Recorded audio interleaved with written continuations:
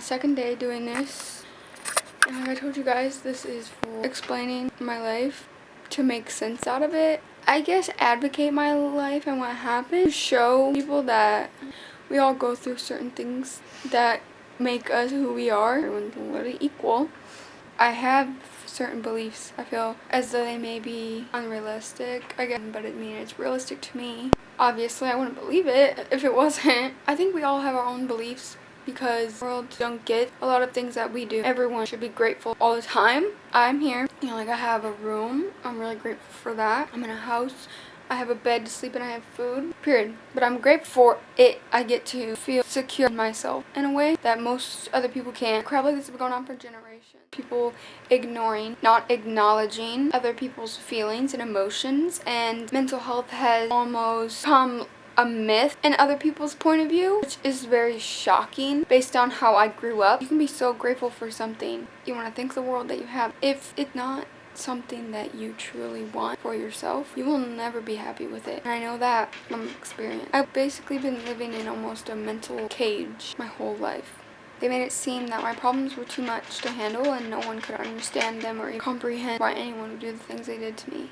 I'm looked at as crazy. In school, no one wanted to hang out with me. I was always alone, quiet. Could you blame them for looking at me weird, like I'm crazy? All I did was walk in looking completely different from everyone else. And what I was able to afford. Society, generation have been doing that. Not knowing how to raise a child and having a whole ass fucking family. Or not being financially or mentally set to fucking take care of anyone. I want people to see my story and understand where I'm coming from. I want to feel understood.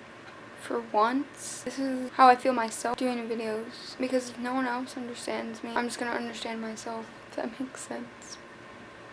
I also wanted to just get something out of the way, because I know it would probably be something that most people are going to ask about. My hair, and why I have a hat on. This kind of goes into talking about my life.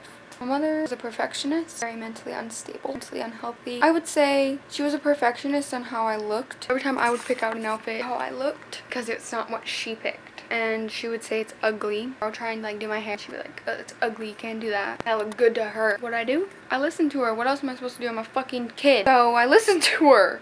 A bunch of other stuff that also happened that I will get into. It's something that everyone needs to hear. I know what the hell I'm talking about. And it makes sense. She said unrealistic high expectations. Now I'm not saying school and life. No. I didn't care about that. I kind of had to figure out who I was by myself. Me shave my head was because I was losing a lot of hair. Stress making me lose my hair. And so I have like stress rashes. I look a little bald right now in some parts. It's like embarrassing for me. I can't even look at myself. I'm waiting for my hair to like grow back. I've been through so much. Just trying to get comfortable. A little hard when we're in the same environment that's been traumatizing us our whole life. But we're doing it. So yeah. I'll show you. It's pretty okay. I know. It's growing. Trust me, honeys. See all these hairs that are sticking up? Because so much stress. If Brad Mondo sees my hair right now, it's like, honey, I can tell the stress. I can see it growing out of your freaking brain. I'm fine. It's gonna grow back. I'm looking fabulous. I just can't wait for like people to start watching my videos.